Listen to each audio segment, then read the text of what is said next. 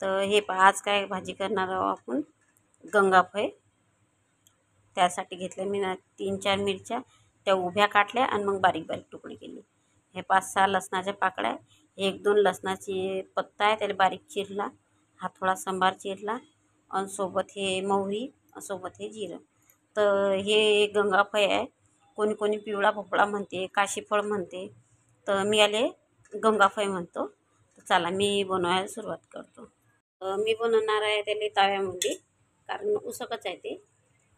तर त्याच्यासाठी हे पहा, तेल टाकलं. जास्त तेल बी टाकत नाही मी, बस उसक तेल. आणि चला दाखवतो वजे वजे. तर मी टाकतो उसक हे मोहरी. हे पहा, मोहरी टाकली. सोबत टाकतो हे जिरं. जिरं सोबत झालं की हे टाकतो हे लसणाच्या पाकळ्या ठेचल्या मी त्या खलबत्त्यानं. त्या झाल्या की ते टाकून एक मिरच्या झाल्या की लगेच सोबत त्यासोबत टाकतो कढीपत्ता. म्हणजे कसं काही राहिलं ना पाहिजे. हे झालं टाकून की त्याच्यासोबत आपल्याला टाकणं आहे हे गंगाफळ. मिरच्या बी झाल्या, कढीपत्ता झाला, लसूण बी झाला. लसणाच्या छिलक्यासोबत मी कुठले ते होता. चला गंगाफळ टाकून घेऊ आणि मग दाखवते मी. तर हे टाकू आपण हे एकदम उशी, सोबतच टाकू आपण होतं हे मीठ. तर हे टाकून झाली. आता हे मीठ टाकू आणि याले करू आपण मिक्सर. बारीक बारीक तुकडे गेले की ते मस्त लवकर होते.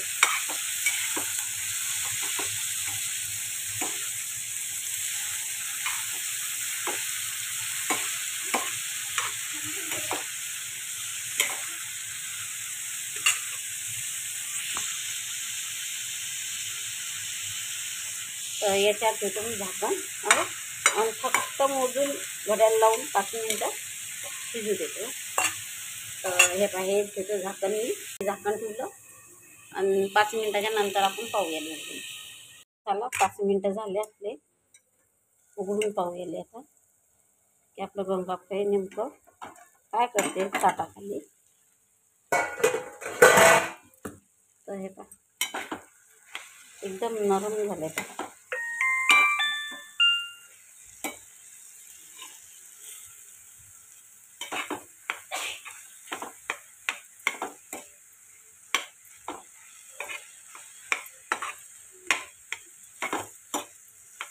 तर 5 मिनटात गंगाफळ बनवून तयार आहे.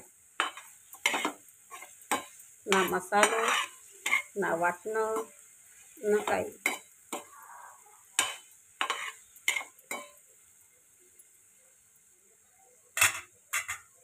तर वरून हा असा थोडासा सांबार टाकून घ्यायचा आणि आपलं गंगाफळ तयार आहे. तर झाकण या तुम्ही जेवायला. मग आपलं 5 मिनटामध्ये झणझणीत असं गंगाफळ झालं. साधं सोपं ताव्यावर मस्त. ते पहा किती शिजलं मस्त दिसते शिजले. तर चला मी झाकून ठेवतो.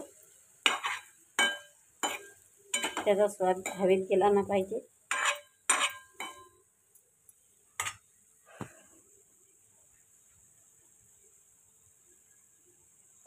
तर ह्या अशा प्रकारचं आपलं गंगाफळ बनलं. कमीत कमी टायमात, कमीत कमी साहित्यात, जे घरात अवेलेबल आहे आपल्याजवळ आता सध्या.